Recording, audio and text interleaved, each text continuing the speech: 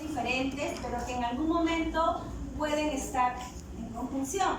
Por ejemplo, coagulación intravascular diseminada, el paciente puede tener sangrados por consumo de plaquetas, pero también puede formar trombos o microtrombos en las venas, en las arteriolas y tener, paradójicamente, trombosis junto con sangrado.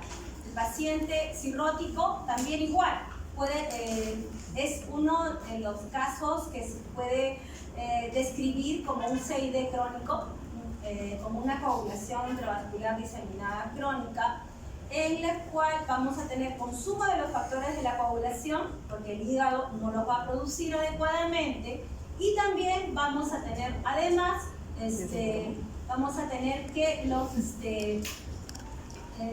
los pacientes pueden tener plaquetopenia, o aquellos que hacen cirrosis autoinmune, podrían tener, por ejemplo, además, podrían tener también otros problemas como PTI y síndrome antifosfolípido.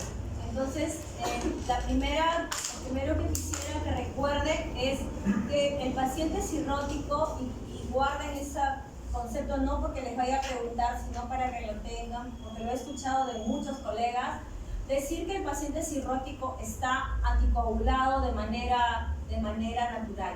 No es cierto. El paciente cirrótico tiene tanta posibilidad de hacer trombosis como también de hacer sangrado. Sangrado porque no produce los factores de coagulación, y trombosis porque los factores vitamina K dependientes también son la proteína C y la proteína S. Por lo tanto, el paciente con cirrosis también puede hacer trombosis. En algunos casos en los que, en el hospital se hace trasplante hepático pediátrico y adultos. En algunos casos, por ejemplo, cuando ha sido en trasplante hepático muy diferente el calibre de las arterias o de las venas, nos han pedido que anticoagulemos de manera profiláctica a estos pacientes para que no hagan estenosis y se ocluyan los nuevos vasos del órgano trasplantado. En el proceso de coagulación van a ser importantes tres fases, ¿no? El factor tisular y la constricción del vaso sanguíneo, que es la formación del trombo primario, que termina con la agregación y adhesión plaquetaria. Y luego viene la formación de la fibrina, que es el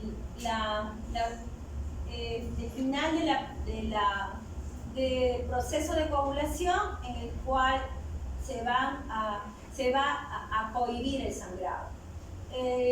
Hemofilia es uno de las deficiencias en las que se puede ver cómo la falta o la disminución de uno de los factores de la coagulación puede hacer que la persona continúe con sangrado recurrente, persistente. En cuanto al modelo de la coagulación, lo que sucede en vivo es la unión del factor tisular con el factor 7 activado. Y esto va a hacer que, primero, en esta primera parte, se genera una escasa cantidad de trombina.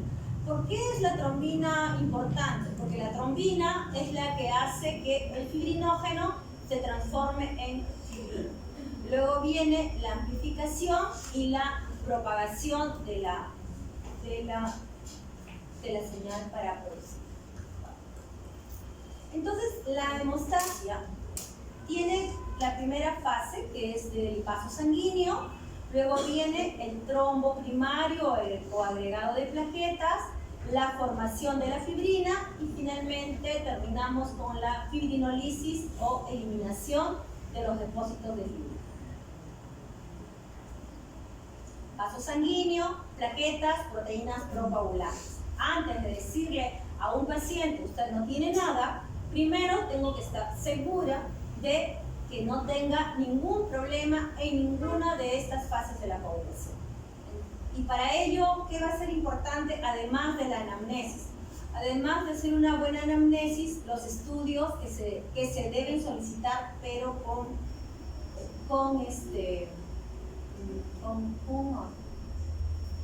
¿Qué va a pasar con los pacientes? Los pacientes pueden venir y tener una hemorragia inesperada o excesiva después, por ejemplo, de una exodoncia. Les hacen unas pruebas de rutina y pueden encontrar perfiles de coagulación alterados. No hay antecedentes previos de coagulación, pero luego de algún procedimiento tienen un sangrado, y también pacientes que tienen una hemorragia inesperada o mayor tras un procedimiento invasivo. Otra vez podría ser una exodoncia y, por ejemplo, si es en el mismo lugar, epístasis, si es en el mismo lugar, lo primero que tenemos que descartar es vaso sanguíneo, una varice que no esté sangrando, porque usualmente si son problemas bilaterales, si son problemas de la coagulación, son bilaterales. En las mujeres se puede manifestar los problemas de coagulación como menstruaciones abundantes, y también podríamos tener aparición de equimosis con facilidad, y muchas personas como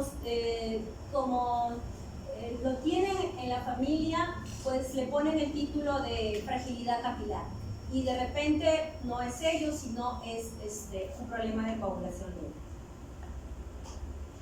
Entonces, el arco vascular, las plaquetas, los factores de la coagulación y la eliminación de los restos de fibrina.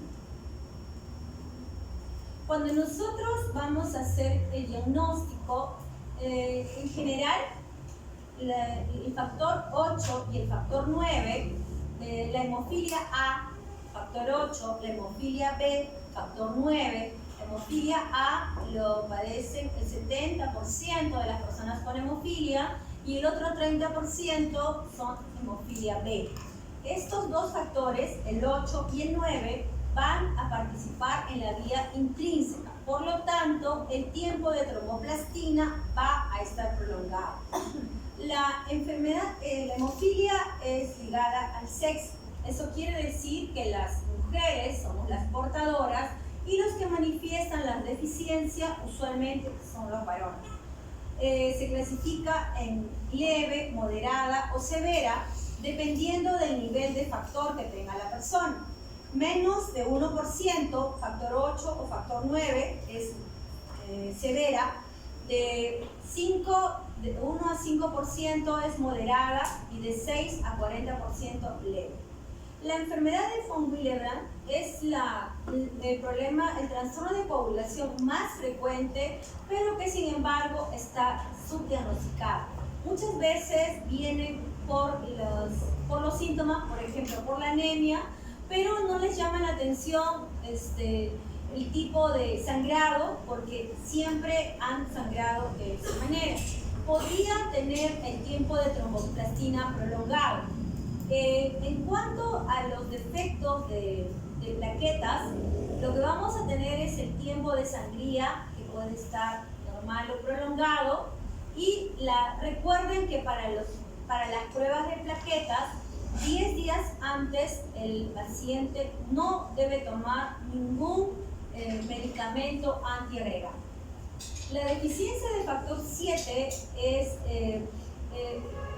puede ser congénita, o puede ser también asociado a enfermedad hepática, por ejemplo. Vamos a tener el tiempo de protrombina prolongado. También recordemos que el tiempo de protrombina me ayuda a seguir la anticoagulación de los pacientes que están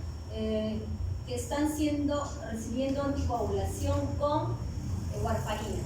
El tiempo de tromboplastina también me va a servir para los pacientes que están recibiendo heparinas no fraccionadas. ¿Hay deficiencias mixtas? Sí. Por ejemplo, si tenemos deficiencia de factor 8, vamos a tener el tiempo de tromboplastina prolongado. Deficiencia de factores vitamina K dependientes, podríamos tenerlo congénito o adquirido. Esto podría corresponder a una persona, por ejemplo, con cirrosis hepática. En cuanto a los trastornos de fibrinógeno, recuerden ustedes que cuando van a pedir un perfil de coagulación, el perfil de coagulación tiene que ser completo. Tiempo de protrombina, tiempo de tromboplastina y recuento de fibrinógeno. Cuando nosotros tenemos el fibrinógeno bajo, lo normal es de 200 a 400. Si lo tenemos entre menos de 100, vamos a tener todos los tiempos de coagulación prolongados, porque el fibrinógeno está en la última fase de la vía de la coagulación, en la fase de transformación de fibrinógeno a fibrina. La deficiencia del factor 13 puede tener todos los valores normales, pero sin embargo, si es homocigoto, va a tener cuadros muy severos de sangrado, incluyendo espontáneos. También, ¿en qué casos puedo tener el perfil de coagulación normal?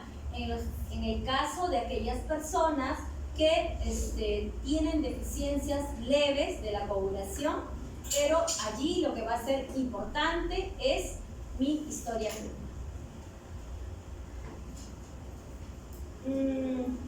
El diagnóstico, recuerden aquí, lo que quiero que recuerden es primero la importancia de la prueba de mezcla, que ahora se la voy a explicar. Cuando les decía que usamos heparina, ¿qué se va a prolongar? El tiempo de tromboplastina. En enfermedad hepática podemos tener alteración en todas las fases de la vía de la coagulación. El anticoagulante lúpico prolonga el tiempo de tromboplastina, pero mi paciente no sangra. Es uno de los criterios diagnósticos para síndrome antifosfolípido. Y hemofilia adquirida. Hemofilia adquirida es una enfermedad inmune. Es diferente de hemofilia congénita.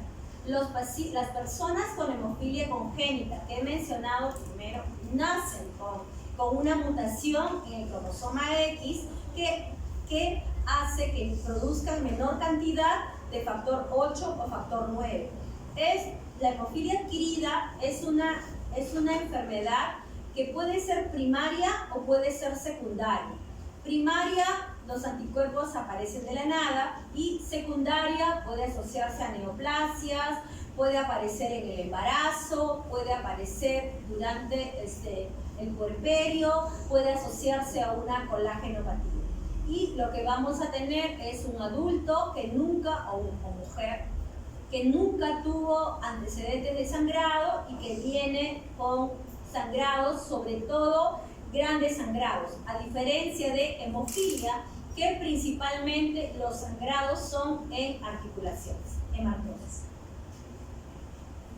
La prueba de mezcla es importante que ustedes la pidan ante una sospecha de un problema de coagulación. Lo primero que le van a decir es lo que les va a contestar el hematólogo. Ustedes tienen un perfil de coagulación alterado y su paciente va a ser operado.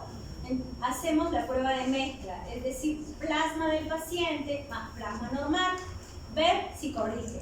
Si hay corrección, faltan factores de coagulación, porque al ponerle plasma normal le estoy dando todos los factores de coagulación. Si no hay corrección, dos posibilidades: la presencia del anticoagulante lúpico o si hay sangrado, hemofilia adquirida. Es importante que nosotros recordemos, si yo tengo un perfil de coagulación alterado, no voy a hacer de frente el dosaje de todos los factores de coagulación. Ello no va a ser práctico, no va a ser útil y no voy a poder ordenar el plan de trabajo de mi paciente. Entonces, un punto importante que ustedes tienen que llevar como concepto es la prueba de mezcla. Hasta ahora seguimos enseñando y insistiendo en las interconsultas para que los pacientes vayan para que los colegas nos ayuden por lo menos con una prueba de mezcla. Con esto yo puedo saber si voy a solicitarle los dosajes de factores o si estoy frente a un probable síndrome antifosfolípido. Pueden haber mutaciones, y lo que quiero que recuerden es que hemofilia C no existe. La hemofilia C se llamaba antes a la deficiencia de factor 11, pero esta no está ligada al sexo, sino es somática. Por lo tanto, no existe hemofilia C. El tratamiento, dependiendo de lo que yo tenga. Si tengo hemofilia, lo ideal es darle el factor en el cual es deficiente el paciente. Si es factor 8, si es hemofilia A, le doy factor 8. Si es hemofilia B, le voy a dar factor 9. El plasma fresco congelado tiene la ventaja de tener todos los factores de la coagulación. El problema sigue siendo el volumen, que es casi decreciente. Entonces, la cantidad que le tendría que dar es muy alta frente a los concentrados de factor. El crío precipitado tiene el factor 8 con Willebrand, tiene fibrinógeno. Nosotros lo utilizamos como fuente de fibrinógeno.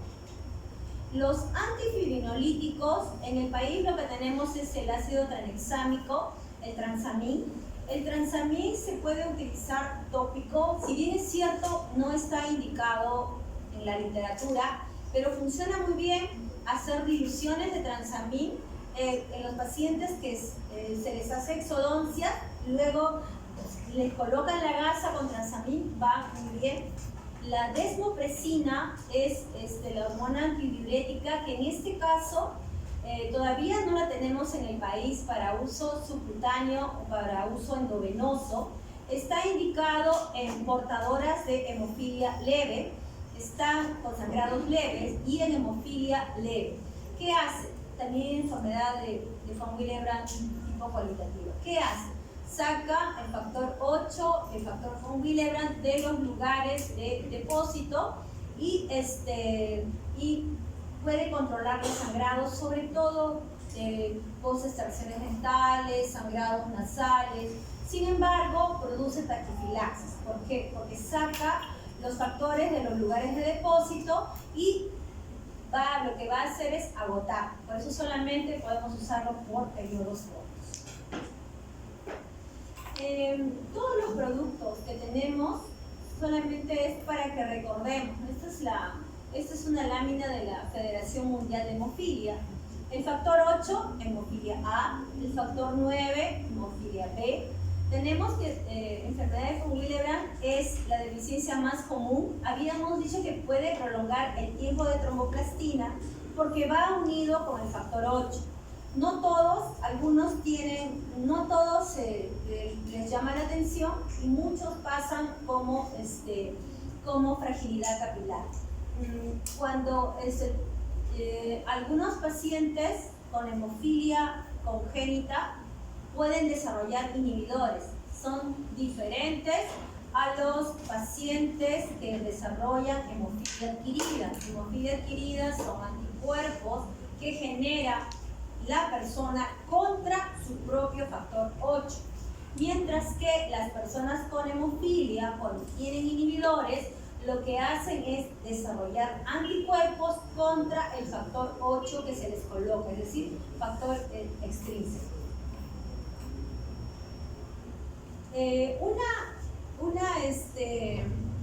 Una patología que nos permite saber que de repente pronto habrá la cura genética, se ha avanzado bastante en hemofilia para como tratamiento genético y para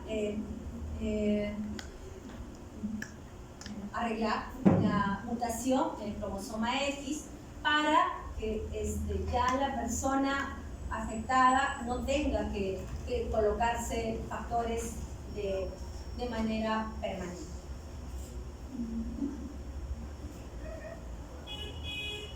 Los estados trombofílicos son lo contrario. Igual, estamos hablando de vaso sanguíneo, trombo primario y formación de fibrina. Vamos a tener igual los factores que son del vaso sanguíneo, del endotelio, la activación de la coagulación. Tiene que haber equilibrio entre todos entre los factores de la coagulación, la liberación del factor, el flujo de la sangre, de manera que mi paciente no se trombose.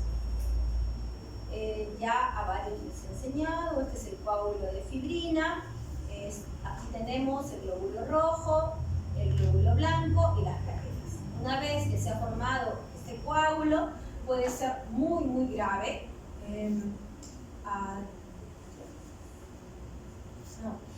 El viernes tuvimos una junta, un colega traumatólogo hizo trombosis venosa en el año 2015, luego hizo trombosis pulmonar ese mismo año y este año regresa por una nueva trombosis pulmonar. Él dejó la warfarina porque ya no tenía molestias, entonces quería que se le diera uno de los nuevos anticoagulantes y además tiene síndrome tifosolítico. Entonces se discutió el caso y se le explicó al doctor que no era tributario de los nuevos anticoagulantes porque lo que tenía en riesgo es de recaída de su problema trombótico. Así como hay enfermedades como la leucemia que pueden ser agresivas también en estos casos, y además de la promoción del director del hospital. El director del hospital fue y quería hablar con el jefe de departamento antes de que hiciéramos la junta y que dice que nosotros los hematólogos estábamos desactualizados y que no sabíamos nada y que queríamos que le hagamos caso al colega. Entonces tuvimos la junta y le dijimos el por qué tenía que tomar warfarina y que se considera resistencia a warfarina cuando la persona no alcanza INR terapéutico, que tiene que ser entre 2 a 3 con 15 miligramos de warfarina al día. Entonces la trombofilia es el riesgo aumentado de presentar trombosis venosas, arteriales, debido a anormalidades en la coagulación. Muchas pueden ser mixtas, por ejemplo, gestante, deficiente de proteína C o proteína S o antitrombina y que durante el embarazo disminuye de manera natural la proteína C y la proteína S porque el embarazo suele ser protector para no sangrar, entonces pueden desarrollar eventos trombóticos. También tenemos gestantes que tienen pérdidas fetales recurrentes relacionadas a trombofilias y que algunas son adquiridas, como por ejemplo el síndrome antifosfolípico. Recordemos la tríada de Virchow, que se refiere a la circulación de la sangre, a la injuria vascular y a los factores de coagulación. Vamos definiendo cuál es el riesgo de mi paciente de desarrollar un evento trombótico y cuál es, si es que estoy ante la posibilidad de una trombosis, que debo anticoagularlo o si el paciente tiene factores de riesgo, por ejemplo, paciente adulto mayor con fractura de cadera, tengo que ponerle anticoagulación profiláctica. Muchos de nuestros pacientes que están en el hospital van a tener riesgo moderado a alto de enfermedad tromboembólica. Las causas de trombofilia se clasifican en hereditarias y adquiridas, pero la mayoría, como he mencionado, son mixtas. Las situaciones, también disminución de antitrombina adquirida en síndrome nefrótico, por ejemplo, resistencia a la proteína C activada adquirida asociada al uso de anticonceptivos y también aparece durante el embarazo. Neoplasias, las neoplasias son una parte muy que necesita atención, sobre todo los adenocarcinomas. Los adenocarcinomas y las neoplasias inclusive la trombosis puede preceder al diagnóstico de la neoplasia hasta 6 meses antes. Y mientras esté activo, mientras esté activa la neoplasia, el paciente puede seguir trombosando. El embarazo y puerperio, hay cambios en nuestros factores de coagulación que hacen que tengamos un mayor riesgo de desarrollar eventos trombóticos. Y más, por ejemplo, placenta previa, embarazo gemelar, vamos sumando factores de riesgo. Hemoglobinuria paroxística nocturna también es uno de los casos en los cuales puedo tener trombosis inusuales. La trombofilia, como les he mencionado, hereditaria y de la adquirida, la más frecuente, el síndrome antifosfolípido.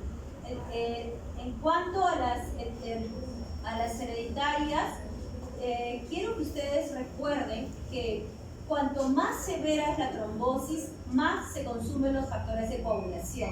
Entonces, lo que yo tengo que predominar cuando mi paciente tiene una trombosis es la anticoagulación. Y cuando mi paciente esté estable, recién podré averiguar cuál fue la causa que dio origen a esta trombosis. Recordemos, además, que los inhibidores de la carboxilación de los factores vitaminoca dependientes, como warfarina, disminuyen los niveles de proteína C y S. Pero sí se podrían hacer algunas pruebas, como por ejemplo los anticuerpos anticarnolipina, los anti-2 beta glicoproteína. También se podría hacer mutaciones a nivel molecular en el gen de la protrombina, la mutación en el factor 5. Podríamos hacerlo también como parte de los estudios, pero no necesariamente va a ser mi prioridad. Mi prioridad tiene que ser anticoagular al paciente, porque lo más grave que puede suceder en este paciente es que presente una tromboembolia pulmonar.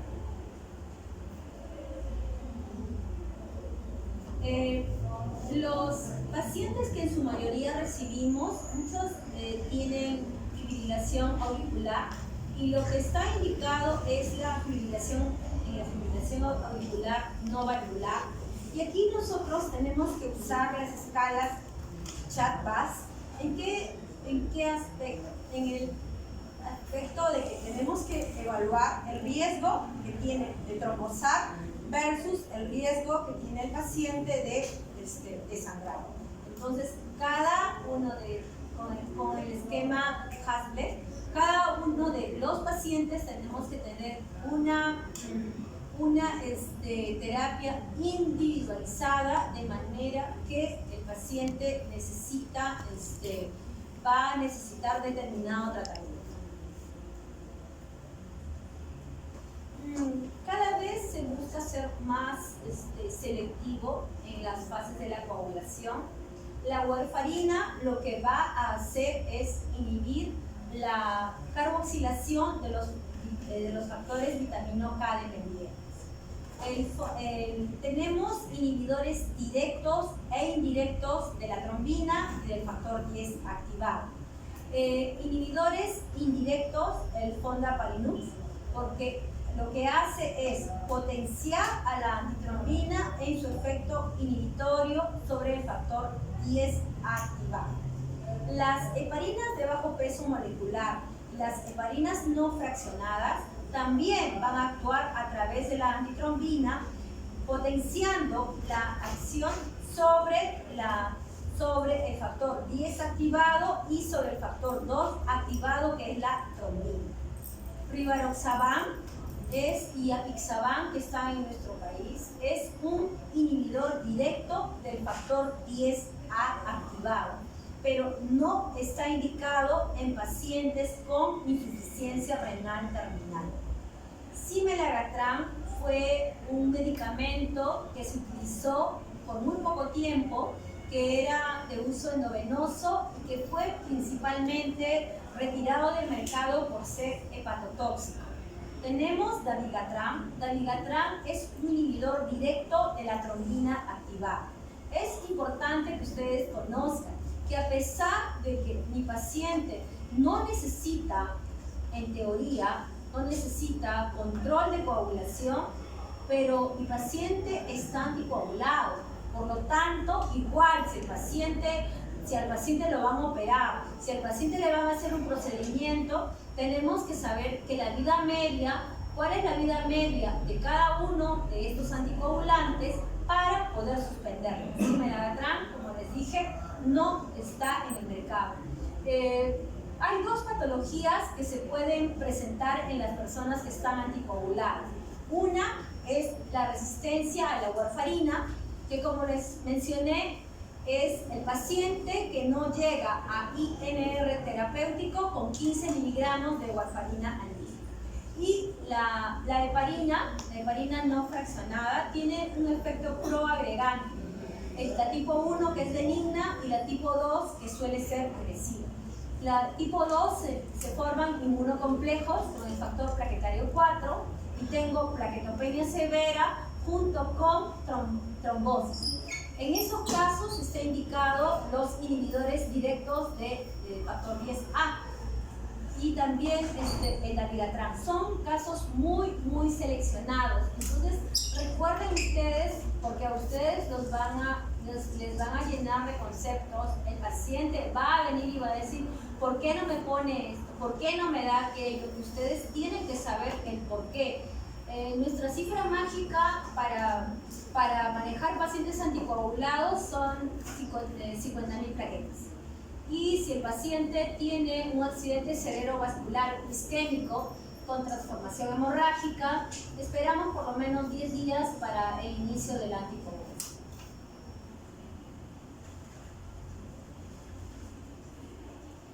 Esto es para que ustedes lo recuerden, la heparina no fraccionada. Lo que va a hacer es estimular a la antitrombina sobre su efecto inhibitorio en el factor 10A y la trombina activada. Las heparinas de bajo peso tienen la ventaja de que van a ser de uso subcutáneo. El Fondaparinux salió de nuestro mercado por el costo, es parenteral, ampolla. Rivaroxaban es un inhibidor selectivo del factor 10 activado y dabigatran de la trombina activada, un inhibidor directo. Recuerden que si mi paciente tiene insuficiencia renal terminal, no le puedo dar heparina de bajo peso molecular. Si mi paciente tiene insuficiencia renal y me hace trombosis, le puedo dar heparina no fraccionada. Si mi paciente tiene resistencia a la warfarina, puedo darle factor rivaroxaban o apixaban. Si mi paciente hace trombocitopenia inducida por heparina, es una de las indicaciones del uso de dabigatran. Dabigatran lo tenemos en la institución autorizado solo para fibrilación auricular no valvular. Pero recuerden igual que estos nuevos anticoagulantes van a necesitar de reversores, es decir, de sustancias que hagan que en algún caso que necesitemos, por ejemplo, el paciente se accidenta y está tomando rivaroxaban o dabigatran. Dabigatran hay un anticuerpo monoclonal, pero creo que está a 5.000 soles cada ampolla. Y rivaroxaban hasta el momento me parece que no tiene cómo revertir la anticoagulación. Entonces todo esto ustedes lo tienen que conocer, porque ahora el paciente viene con su consulta que he hecho en internet y te dice, ¿y por qué no me da esto? ¿Y por qué no me da aquello? Ahora, en el embarazo, warfarina es teratogénico, así es que no debo dar warfarina. ¿Qué hacemos con las gestantes que tienen una trombofilia? Les damos heparina de bajo peso molecular durante todo el embarazo. ¿Qué hacemos con las gestantes que tienen síndrome antifosfolípido y son abortadoras recurrentes? Le damos heparina de bajo peso molecular durante todo el embarazo más aspirina. ¿Qué recomendamos en ellas? Que antes de salir embarazadas se hagan todos sus estudios, porque de verdad es bastante difícil atender a una persona que ha tenido 6, 8 embarazos, usualmente que pierden durante la primera semana. ¿A quiénes les voy a hacer los estudios de trombofilia? Pacientes que tienen trombosis venosa espontánea, personas menores de 50 años con un episodio de trombosis venosa y factores de riesgo transitorio, ¿no? Por ejemplo, paciente que viaja, que tiene un viaje extenso y llega y hace una trombosis. Paciente que tiene trombosis venosa y un factor de riesgo, por ejemplo, embarazo, uso de anticonceptivos orales. Una trombosis profunda recurrente es indicación para anticoagulación de por vida. Trombosis superficial no asociada a cáncer o a venas varicosas. Trombosis inusual. ¿Cuáles son las trombosis inusuales? Mesentérica, seno venoso cerebral, trombosis de la retina no asociada a diabetes mellitus. Necrosis de piel asociada a warfarina y neonatos con púrpura fulminans no asociados a sepsis. Familiares en primer grado de pacientes con trombofilia establecida.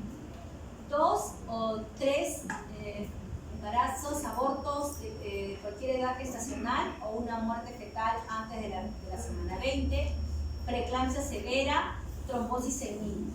Los niños muy pocas veces hacen trombosis espontáneas.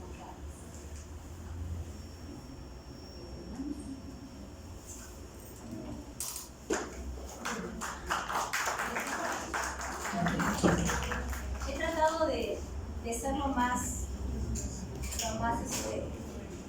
las trombosis arteriales, si no se utilizan los anticoagulantes, lo que se hace es trombectomía o trombolisis, pero luego, posterior, sí se le da anticoagulación para prevenir la